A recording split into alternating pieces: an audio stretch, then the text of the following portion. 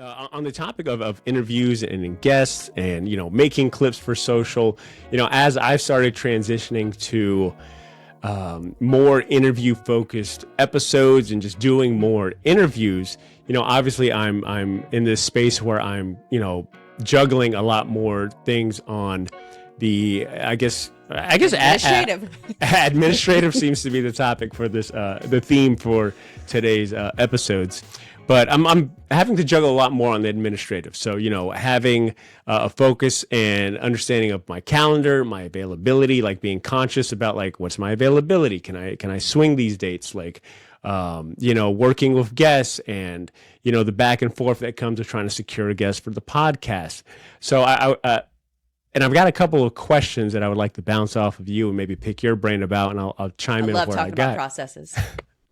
But I'm curious, one, how do you go about securing your guests or finding guests for your show? Is it the topic that comes to you first, or is it the guest?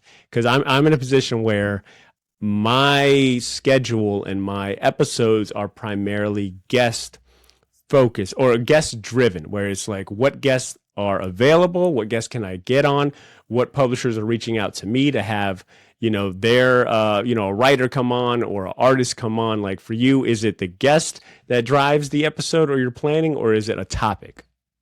It used to be the guest, and to some extent it still is, because a big guest you should never say no to, as long as it fits within your audience and your show topic.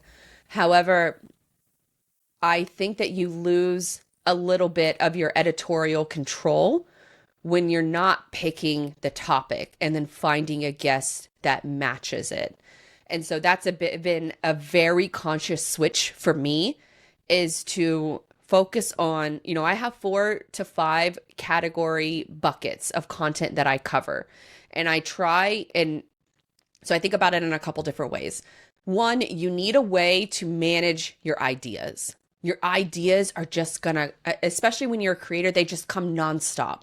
So you need a way to organize those ideas and make them actionable. So I am the biggest fan of ClickUp. This will not be the last time you hear me talk about ClickUp. Probably not the last time you hear me talk about them in this show.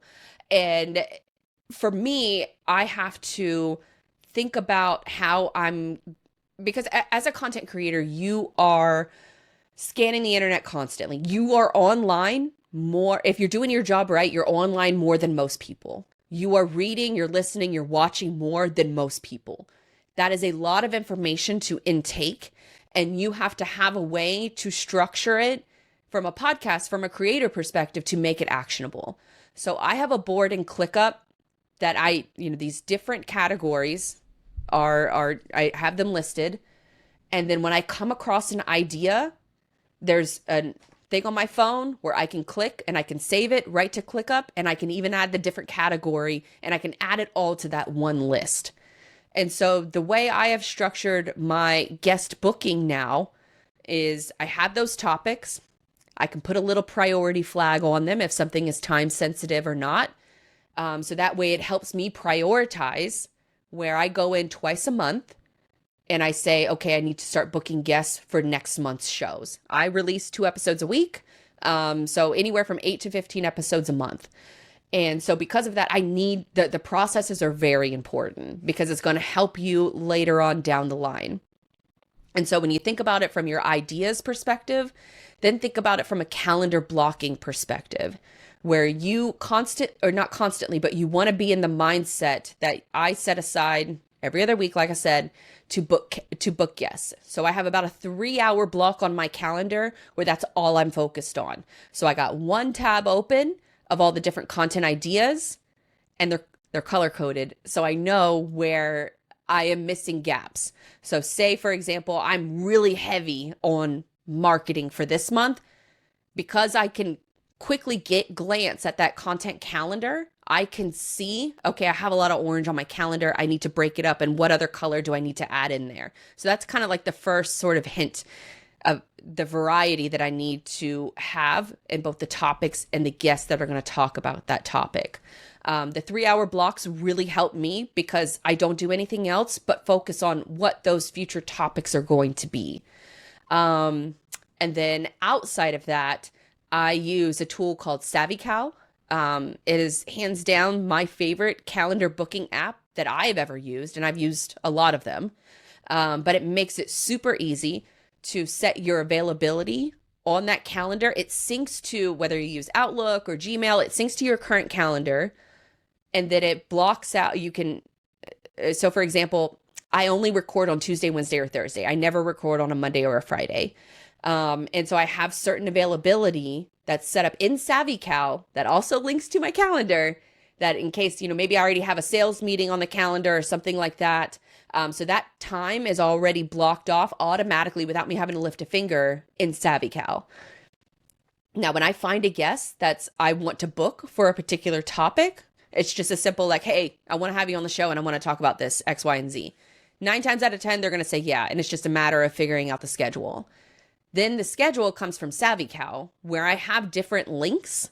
And so this breaks it down even further, where I have a general sort of regular link, and then I have a premium link. So the premium link goes to those really high profile guests or sponsors, because I do have sponsors that come on the show and we have an interview that way. But just for the regular calendar link, I'm sending that out to 90% of guests. And then they can look at that calendar, pick what works best for them, their schedule. And then it also automatically works best for my schedule. So those are the few different ways that I think about it. I could obviously go into way more detail and way more nuance, but I think I've already lost probably many of you listening to this when it comes to process optimization and process thinking. But I would say that at the simplest level, having a way to organize your ideas and making them actionable, whether it's a notes app, a Google spreadsheet, or, a project management tool, that's pick your poison. Whatever works for you works best for you. But I firmly believe in having a calendar having a calendar booking tool that syncs to your current calendar, plus a way to organize your ideas, is the best way to do it. I might have to revisit utilizing like Calendly a little better. I find that for me, it's always like one-offs, and I'm incorporating like with Google Calendar, but I think it gets a little tough for me because I'm adapting to or accommodating a person's schedule because of a book they've got coming out. So, it's like, hey, this comes out next month and I've got to try to fit it in. So I'm moving things around where maybe in Calendly where it throws the format or the availability I did have because I really want to have this guest. Now it's like kind of, all right, what can I make? Where can I make it? That's a case-by-case basis, I think. Yeah. Because if they're a good guest, like you'll record at 11 sure. p.m. at night. Like it doesn't matter. So you make it work in that regard.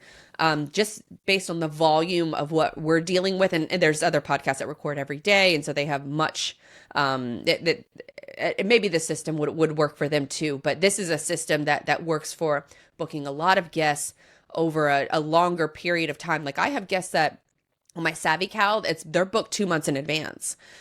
Because just that by the nature of the industry that I work in, people are traveling a lot. They got a lot going on. We're in the middle of conference season, which is just crazy to try to get guests to come on the show, and people are constantly rescheduling. And what I like a lot about SavvyCal is that there's a reschedule link already in their invite notification. So if they need to change something, then they can go in there and they can reschedule it. And then they're already linked to my calendar, and I don't have to have, the million back and forth. Does this date work? Does this time work? I only have 30 minutes, this time. Can we make, there's only those those high profile guests, you will jump through hoops for them. But I think it's important to have, some kind of a system in place that works for 90% of your guests. Well said. All right. My follow-up question is, what are your strategies for getting a guest to promote the podcast that they were on or to be engaged with your show after the interview has been done?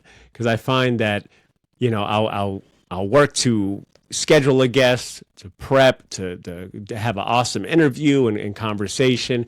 And then afterwards, it's ghost town. I think a lot of podcasters, would like the idea or would kind of yearn for that same energy afterwards, right? Where it's like you, the guest, have a bigger platform than I do. At least in my case, right? Like, these are writers, artists that, have hundreds and thousands of fans. And it's like, I'm hopefully able to, I would love for you to also use your platform to, amplify the interview and, at least share the link out. And I find that's not always the case.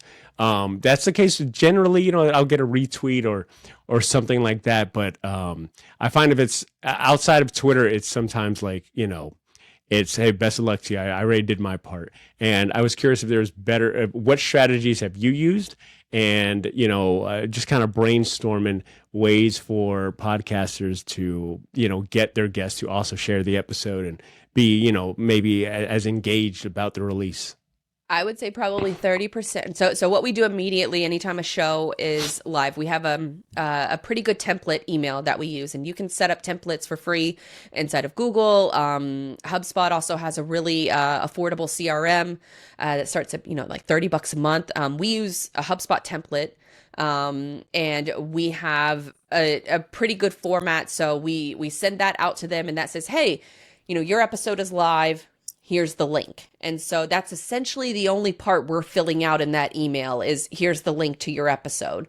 Now, the next part of the email is, hey, you mind leaving us a review? Is there anybody else that you think would be a good fit to come on the show? Some of those questions, very rarely are they actually answered. Very rarely do they actually leave a review. Even though that's in the follow-up email, we ask for it. We do all those things. It's just the nature of the beast of online marketing. You can ask all these things. They're probably not going to do it. But on the social aspect side of things, if you tag them, if you make it stupid easy for them to share that episode, to hit repost, I find that the majority of guests will do it. And, a piece of advice that I heard a long time ago, and I always think about it, but they said, nobody remembers your content like you remember your content. And when you think to myself, I've already promoted this episode. Like, I don't want to bug anybody. I don't want to spam people. You're not spamming them. A fraction of your audience is ever going to see your posts on social media, a fraction of them, if you're lucky and if you're not paying for it. And so when you think about it from that lens, then it makes it a little bit easier to share more. We have probably, and we're a more sophisticated, sophisticated operation, but a lot of these processes were set up because I didn't have the budget to hire someone. So the templated emails, the sharing to social media, I use a tool called Repurpose. Actually, my assistant uses this tool primarily now. I'm sort of like I give the overall eyes on it, on if, something is good, something doesn't necessarily make a whole lot of sense. So she's doing I would say 90% of the work, and I'm just coming in just to make sure, the I's are dotted and the T's are crossed. But what we've really found success with is LinkedIn, number one. LinkedIn, I still think is a cringy platform, but in my opinion, it's if you have good content, it's easier to stand out there because most people are looking for something to be distracted from work. And tagging on LinkedIn is very efficient and it helps with the algorithm. So what we do is we post to our personal pages. Your business page just frankly is not going to get the traffic that a personal page will get. So I've had to kind of let go of, I guess, the fear of posting to my personal page. So letting go of that fear and promoting more of our content to my personal pages is something that we've recently started doing, and it has helped out a lot as far as engagement. We're getting great comments on our posts that people are actually watching. So we take a video clip from an episode. We do a short little text description. We include the video in the upload and we send it out to a variety of different platforms. But then the comments that come in are very well, we get good engagement with them. I would like to get a little bit better at it. I think there's definitely some tweaks that we could make to this flow. But getting the post to social media and tagging the person is first and foremost because you're making it stupid easy for them to share it, to repost it to their own network. But then doing it repeatedly is probably my number one tip. is don't just post it once, post it several times and use different clips, use different messaging from that interview, kind of going back to that tip that I talk about from that one podcast. I think it was Creator Wizard that had talked about how they go through and they find 20 quotes that might be good for an intro quote. You know, going through your show and figuring out what somebody will learn after listening to that episode, I think goes a really long way, because you are setting up the precedent for the audience to see that post and then want to click on it, because that's ultimately what you want to happen when someone sees your social media post. So you have to make sure that your own audience is going to actually click on it, but then tagging that person or that company or both within that post helps exponentially, because then if they're getting engagement, or if you're getting regular engagement for your audience, then them engaging with it, sharing it to their audience is only going to put gasoline on that fire. So I know that was a long way of saying just post more, like just post more and tag them. I'll add that what I've started doing too is, you know, I've spent a lot of time refining and just getting my clip game better, and, you know, what clips I use, the graphics, Your clips the animation. are really good. I appreciate that. Put a lot of time into it, as you could tell. I do not. But what I've started doing is, because I think about it like I'm making free promo for them, like double fold, triple fold, right? Like I'm having them on the show, giving them an hour, you know, an hour plus interview on a platform that I've built up and fostered and catered to for the last 10 years, right? Like I've got an audience, I've got, you know, people that will do call to actions, and, you know, so there's that aspect. And then it's like, all right, now I'm also putting in time to promote your episode, which is you 99% of the time talking about a body of work that you've got, a product you've got coming out, a new book that you want people to check out. So, you know, you're doing a lot of free promo for them. And then on top of that, you know, I'm also posting to social media on my platforms. And what I've gotten over, I guess I had a stigma for the long time of, you know, Instagram has a feature to invite someone as a collaborator, which will show up on your feed, but also someone else's feed. And I think for the longest time, I was just kind of weird about that. Like, I don't want to, you know, bother them like that. I'll just tag them and hope that they see it. But I've kind of gotten over that, where now I'm actually inviting them to be a collaborator. And it's like, look, if they don't want to accept it, that's fine. You know, I mentioned them in the caption, they're tagged that way. But the 2 or 3 times that I've had people accept it, I've noticed that you know, particular clip or post does extremely well, and that does at times correlate to, not always. I mean, that is the kind of weird space that I'm in now, where it doesn't matter how good or how well, a post or clip or something does on social media. I rarely ever see that correlate to the download numbers. I mean, there's sometimes a slight bump and, you know, something like that. But I truly believe that as far as a podcaster on social media, it is building a presence there and having some sort of, you know, content there to where people can get a taste of it. And if they shift over, that's great. But I think it's vital to have a presence there and being in that space and, you know, kind of being in front of people visually and also audio wise. So it's like you're a content drug dealer at the end of the day. Like, you were giving out little tidbits of information and hoping that they're going to come back and become addicted. And that is probably the simplest way to explain it. But I think you can take it a step further, in that if you are making content that positions that guest as an expert, or they had a really killer quote or a soundbite, if you can position them as an expert, then people love talking about themselves, and they love when other people do that dirty work for them. If somebody makes a clip of me sounding smart, I'm sharing it everywhere. And that is the secret sauce for the majority of your guests, is that if you position them as an expert, they're more likely to share it. And then if they do that, do the same thing again and just reword it a little differently. Because like I said, no one remembers your content like you remember your content. Don't be afraid to post that same episode 10 times over a course of a month. I know podcasters that do that in a day. I'm not saying that that's the best route to take, but you could just position it in a slightly different way. And we've talked a lot about, paid advertising in the past and in prior shows, but when you have something that performs well organically and the guest loves it and they're sharing it and their audience loves it and you see that kind of traction, then that is free promo.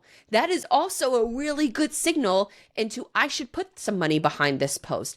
I should advertise this episode. I should boost this post on Facebook. It's already performing well organically, so let's put a little gasoline on the fire. And I think that is the sort of the next level distribution tactics that every creator should be thinking about. That is well said. And, I that might be something I try out, and maybe I'll report back where I'm going to wait for something to pop off organically and see what happens if I do. I do have because you make really good clips.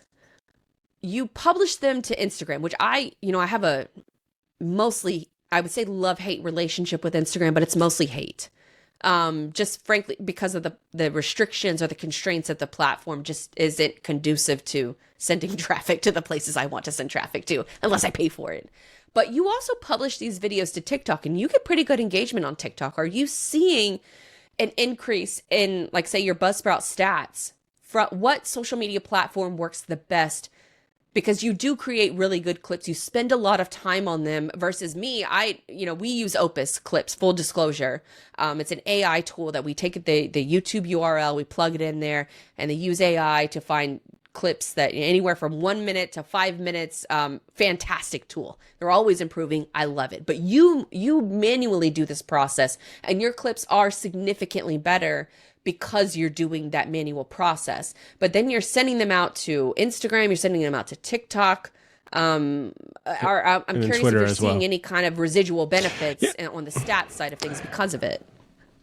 And I don't know if it's a podcast platform thing or if it's a social media thing not talking to. That is where I wish the ability to have something like an Overcast would come in, right? Like with Overcast, I talked about, I find value in it because I know what the subscribers are, like how many people are subscribing. I don't know that for social media, right? Like I can only kind of use it by, estimate. I'm estimating like, okay, I posted this yesterday and, my downloads, I had this many, but then there's so many variables to account for. It's not very accurate. It's like, well, I mean, what if 50 people just checked out the show for the first time because of they found it on XYZ. So no, I don't have concrete evidence to say that, the time I spent on my social clips is giving me a return on investment for the podcast downloads. But once again, I think I treat that as a separate separate thing where it is affiliated with the podcast, but it's not a direct correlation. It's not a direct impact. I think having a presence on social media, but also fostering a community there. Because I find that a lot of people that do listen to the podcast will comment on the clips. And that is a way for me to engage with them about the episode that maybe you can't really do with a podcast, unless someone emails into the podcast saying, hey, I love the show, XYZ, you don't really know, you can't really engage with your audience in that way. And I think social media it kind of solves that for me, where I'm sharing a clip and maybe a listener is like, dude, great episode. I love how he said this. Wish you guys would have blah, blah, blah, whatever it may be. That's how I guess that's what I'm going for now is but a even presence. But I was going to say, even in Buzzsprout though, you don't see it in like your traffic sources. I don't think Buzzsprout attracts. I'm looking at it right now. I have seen TikTok come up in my traffic for like past 5 episodes, where, most people used or found your podcast.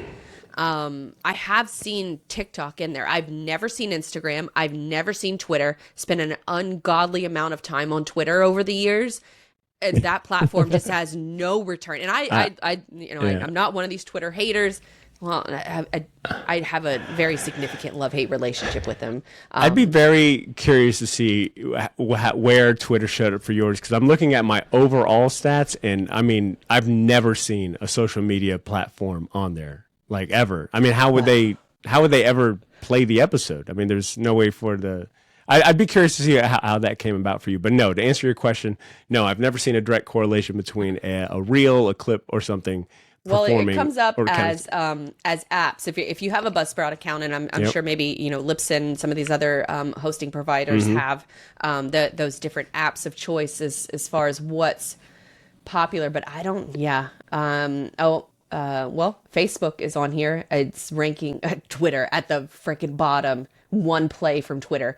Oh, you know how many posts I send out a day on Twitter to promote the podcast? To have one play come from that platform over the last 10 episodes is It's just tough to convert. It is like I said. I think if you go into social media thinking that this clip is going to equal this download, you're setting yourself up for failure. You really, in my experience, you've got to treat it as its own its own thing. And I'm here to build a community, have a presence. And I'll once again anecdotally, but I was at a convention. I walked up to an artist that I really liked. It was a writer that I really liked, and I wanted to ask him about the podcast. And I brought up, hey, bought up the short box. We'd love to have you on. I love what you're doing. And he was like, oh, I've seen your posts all the time. Yeah, I'm down. I'm familiar with you. You know what I'm saying? So it's like that clip might not have point. correlated to downloads, but I built a presence where my audience is and where my potential guests are. And in the comic book world, they're primarily on Twitter. They're also on Instagram. So the fact that this guy... I was going to say... No, I'm saying... You go, I'll go, you go.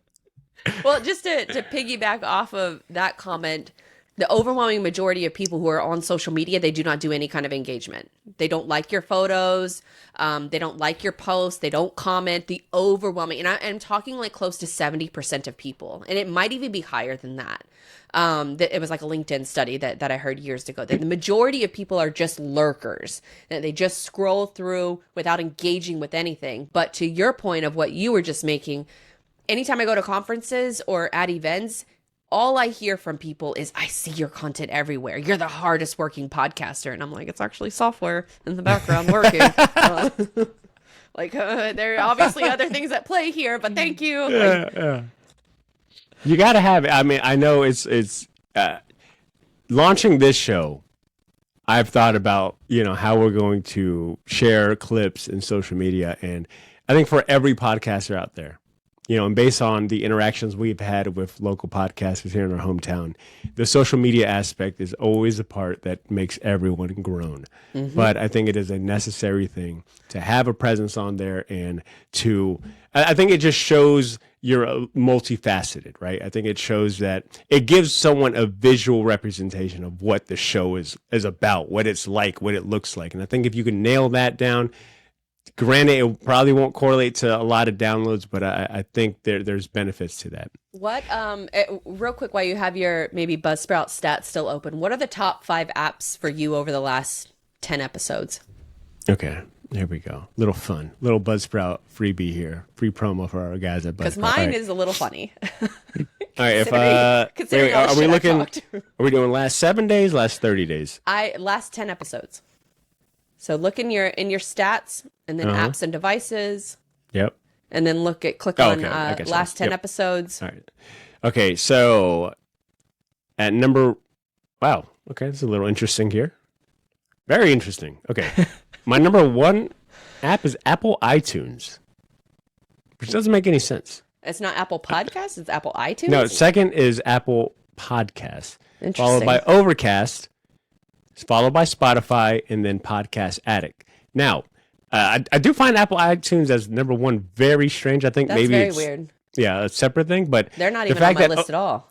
The fact that Overcast is number 2, I think, just goes to show you that your boy has dumped way too much money into Overcast, and it is a strong contender. Like it is, and that is another thing. Advertising at Overcast, I'm seeing the return on investment. That it is my number 2 most used app to listen to the show over something like Spotify. And the fact that Podcast Addict is creeping in, because I've also run ads on there. You know what I'm saying? I'm seeing that return on investment. I don't see Facebook on here. I don't see Instagram on here. Yeah. What about you? Same question. Instagram is not on my list at all. Twitter is at the very bottom with 1. My number one is Apple Podcast, 63%. Number two is web browser, which we do a lot of work with, a tool that we automate. We also, with all of our social posts, we're pushing them to the website. So that makes a lot of sense there, but it's only 11%. Spotify is 4%, and then the next one, out of all the shit I've talked, is iHeartRadio. So shout out to the 27 of you. I believe you owe them a public apology. No, shout out to the listeners on iHeartRadio. But to the iHeart executives ruining the download metric, I still have this smoke can come for you. There we go. I think that's a great way to end this episode. Fantastic. I think we shared, this is already our longest episode. Granted, we're dividing it up into 2 episodes, but I think that we shared a lot of great things. And if you are a podcaster that's still rocking with us still here at the end of this episode, thank you so much. If you've got any comments to share those in the comment section below. I'm getting used to this YouTube thing. I'm a podcaster. I'm used to saying subscribe everywhere. Subscribe for good vibes is what they do. So, regardless of where you're listening to it, whether it be YouTube or Apple Podcasts or iHeartRadio, hit the subscribe button.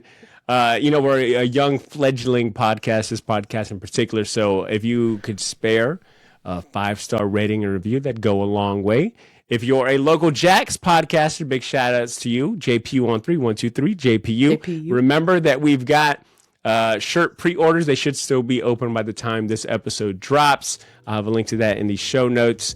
Pre-order your JPU shirts. Be on the lookout for updates regarding events. I know that's what everyone is asking. When's the next JPU meetup? That is in the works. Make sure to sign up for the newsletter at jaxpodcastersunited.com. Really, I should just say jaxpodcastersunited.com. If you're a local podcaster in the Northeast Florida area, that's your best way to stay up to date with everything we got going on. Me and Blythe are going to continue doing these episodes, and we're going to get you guys involved. I think our next episode, we're getting the community involved, and we'll be reading off some comments and feedback from the listeners about some topics we got lined up. Blythe, you got anything for the people? No. Shout out to the iHeartRadio listeners, though. And Pandora. I will say Pandora, too. Coming in hot. 25 plays over the last 10 episodes. Interesting. New appreciation. Who listens to podcast on Pandora? I'll do it.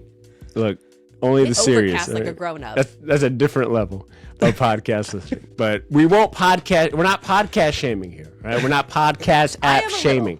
I'm squishing that now. Why we welcome all listeners. To podcasts on Pandora? We welcome all podcast listeners. Thank you guys for hanging out with us. Until next time, take care. JPU on 3, 1, 2, 3. JPU.